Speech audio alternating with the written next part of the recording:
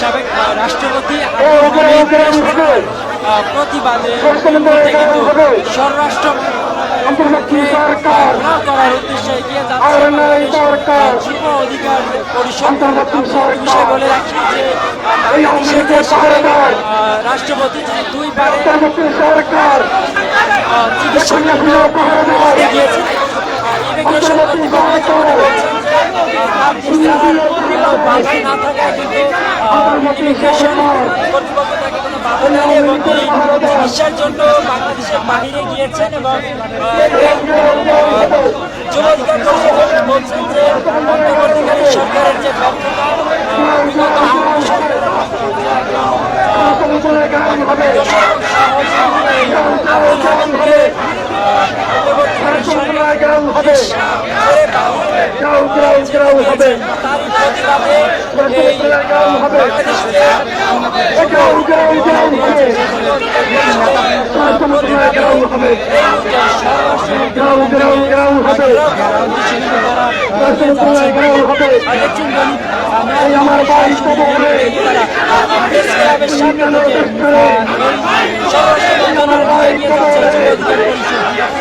উনি কেন দেশ করে আমার ভাই কবরে উনি কেন দেশ করে কেউ কেউ কেউ হবে রাষ্ট্রমন্ত্রণালয় কেউ হবে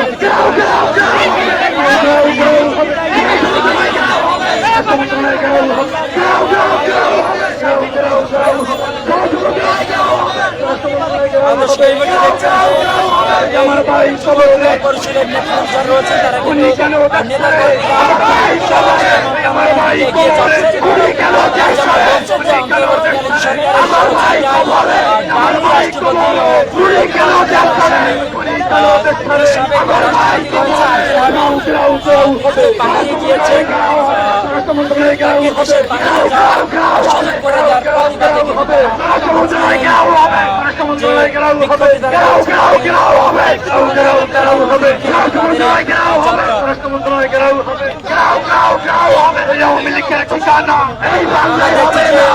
বাংলায় হবে না আওয়ামী লীগের কর্মসূচিতে কিন্তু যে এই বাংলায় হবে না গণ অধিকার পরিষদের নেতা রাশিদ খানের নেতৃত্বে কিন্তু স্বরাষ্ট্র মন্ত্রণালয়ের দিকে যাচ্ছে। তাদের এই যে কর্মসূচি তাদের যাত্রা সেটি কিন্তু তারা এই মুহূর্তে স্বরাষ্ট্র মন্ত্রণালয়ের দিকে যাচ্ছেন এবং তারা কিন্তু ওখানে বলা হচ্ছে যে তারা মিছিল থেকে আওয়ামী লীগের যে সকল দালাল রয়েছে তাদের কিন্তু হুঁশিয়ারি করে দিচ্ছেন। তারা যেমন বলছেন যে এই যে সাবেক রাষ্ট্রপতি আব্দুল হামিদ তিনি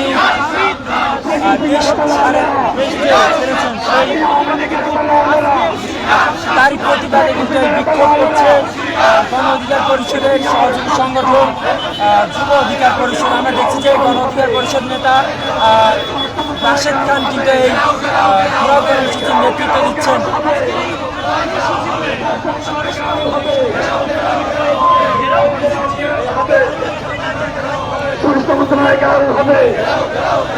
এই মুহূর্তে কিন্তু যুব অধিকার পরিষদের ঘেরাও কর্মসূচি যে মিছিলটি রয়েছে সেই মিছিলটি কিন্তু হাইকোর্ট মোড়ে রয়েছে। হাইকোর্ট মোড় ঘুরে কিন্তু তারা সচিবালয়ের দিকে যাবেন।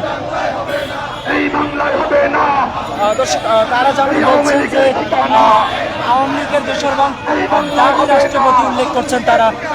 আওয়ামী লীগের ঠিকানা এই বাংলায় হবে না। ফাঁসি ফাঁসি ফাঁসি চাই ফাঁসি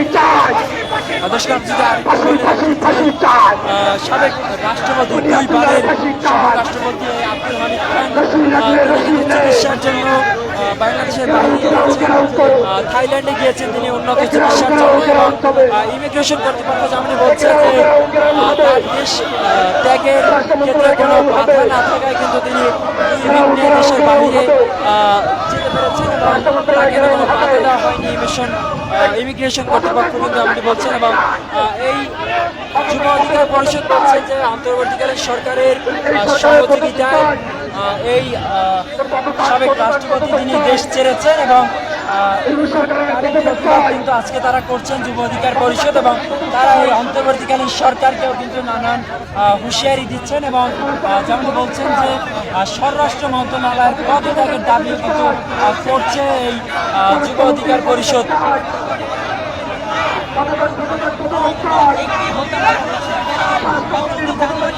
এই সাবেক রাষ্ট্রপতি আব্দুল হামিদ খানের বিরুদ্ধে কিন্তু হত্যা মামলা, হত্যাচেষ্টা মামলাও কিন্তু রয়েছে এবং তিনি একজন হত্যা মামলার আসামি হয়ে দেশ ত্যাগ করেছেন। এর প্রতিবাদ কিন্তু করছেন এই যুব অধিকার পরিষদ।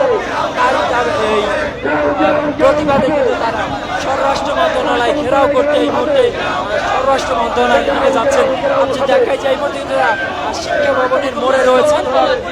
এই শিক্ষা ভবনের এই মোড় থেকে কিন্তু তারা ঘুরে স্বরাষ্ট্র মন্ত্রণালয় ঘেরাও করতে যাচ্ছেন এবং আমরা দেখছি যে ঠিক এর অপরিত পাশে যে এই যে শিক্ষা ভবনের সামনের যে মোড়টা, সেখানে কিন্তু সতর্ক অবস্থানে রয়েছে আইন শৃঙ্খলা রক্ষাকারী বাহিনীর সদস্যরা।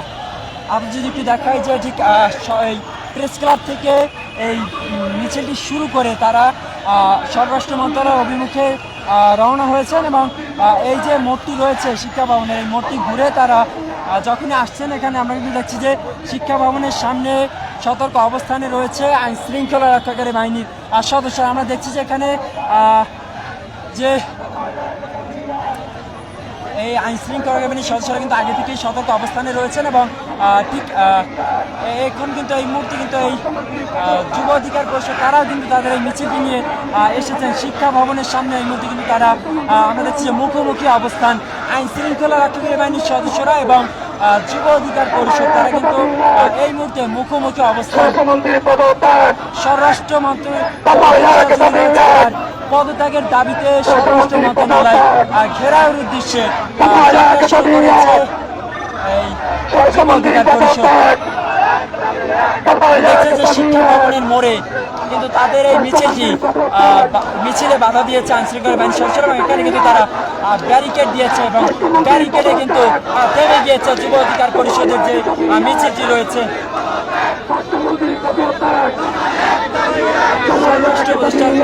পদত্যাগের দাবিতে স্বরাষ্ট্র মন্ত্রণালয় ঘেরাও কর্মসূচির ঘোষণা করেছিল এই যুব অধিকার পরিষদ এবং তাদের এই ঘোষণা অনুযায়ী তারা প্রেস ক্লাব থেকে তাদের এই মিছিলটি নিয়ে কিন্তু তারা স্বরাষ্ট্র মন্ত্রণালয়ের দিকে যাচ্ছিলেন এবং এই মুহূর্তে কিন্তু আমরা দেখছি যে যুব অধিকার পরিষদের নেতৃবৃন্দরা আইন শৃঙ্খলা বাহিনীর সদস্যের সঙ্গে কথা বলছেন। আমরা চেয়েছি এখানে কোনো আওয়ামী লীগের ঠিকানা হবে না।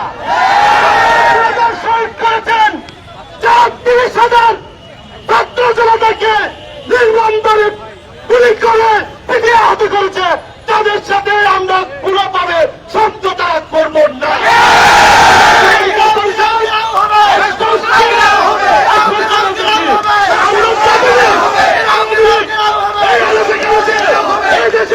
রাস্তায় দেখা যাবে ততদিন পর্যন্ত যুব অধিকার পরিষদ লাভ করতে থাকবে।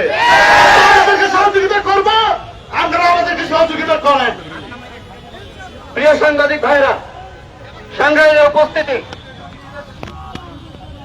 এই মুহূর্তে আপনারা দেখছেন যে রমনা বিভাগের ডিসি মাসুদ আলমের সঙ্গে কথা বলছে এই যুব অধিকার পরিষদের যে নেতৃবৃন্দ যারা রয়েছে এবং কর্মীরা কিন্তু স্লোগান দিচ্ছে স্বরাষ্ট্র উপদেষ্টার পদত্যাগের দাবিতে কিন্তু তারা স্লোগান দিচ্ছেন। এখানে দেখছেন যে যুব অধিকার পরিষদের নেতৃবৃন্দ এবং আইন শৃঙ্খলা বাহিনীর সদস্যরা কিন্তু মুখোমুখি অবস্থান। শিক্ষা ভবনের যে মোড়টি রয়েছে সেখানে কিন্তু এই মুহূর্তে অবস্থান করছে। আমরা আজকে সকালে দেখেছি আজকে সকালে ঘুম থেকে ওঠার পরে আমরা গণমাধ্যমের সংবাদে দেখলাম আজকে ভোর 3:05 আমরা দেখেছি অন্তর্বর্তীকালীন সরকারের সহযোগিতায় প্রধান উপদেষ্টার গ্রিন সিগন্যাল পেয়ে হত্যা মামলার আসামি সাবেক যেমনটি বলা হচ্ছে দামি যে, রাষ্ট্রপতি, সাবেক যে এই দামি রয়েছে, রাষ্ট্রপতি আব্দুল হামিদ খান, তিনি তিনি দেশ ছেড়ে চিকিৎসার পালিয়েছেন। জন্য কিন্তু বাংলাদেশের বাইরে অন্তর্বর্তীকালীন গিয়েছেন। তিনি সরকার আমাদের এই মুহূর্তে সরকার। থাইল্যান্ডে রয়েছেন এই এবং সরকার চিকিৎসার জন্য। গণহত্যার এবং সরকার। এই আব্দুল হামিদ কিন্তু আমরা লক্ষ্য দের করছি, বিরুদ্ধে কিন্তু এই হত্যা সরকার মামলা রয়েছে এবং গণহত্যার হত্যা মামলার চেতনার আসামি সাথে বেইমানি করে দেশ ছেড়েছেন। এর প্রতিবাদে তারা আওয়ামী লীগকে পুনর্বাসন করছে। প্রতিবাদী স্বরাষ্ট্র মন্ত্রণালয়ের কিভাবে উদ্দেশ্যে তার সহযোগিতায় এই যাত্রা শুরু করেছিল দামি অধিকার পরিষদ। তারা, রাষ্ট্রপতি আব্দুল হামিদ স্কাইপ দেশ ছেড়ে থেকে পালালো। স্বরাষ্ট্র মন্ত্রণালয়ের উদ্দেশ্যে তার যাওয়ার কৈফিয়ত পথে সরকারকে কিন্তু দিতে হবে। তাদের, মিছিলটি আটকে দিয়েছে পুলিশের। তারা এখানে অবস্থান করছেন, এখানে কিন্তু তারা নেতৃবৃন্দরা বক্তব্য দিচ্ছেন। তারা কিন্তু স্বরাষ্ট্র উপদেষ্টা এর আগে আমরা দেখেছি পরিষদের নেতৃবৃন্দরা 3.5 মাস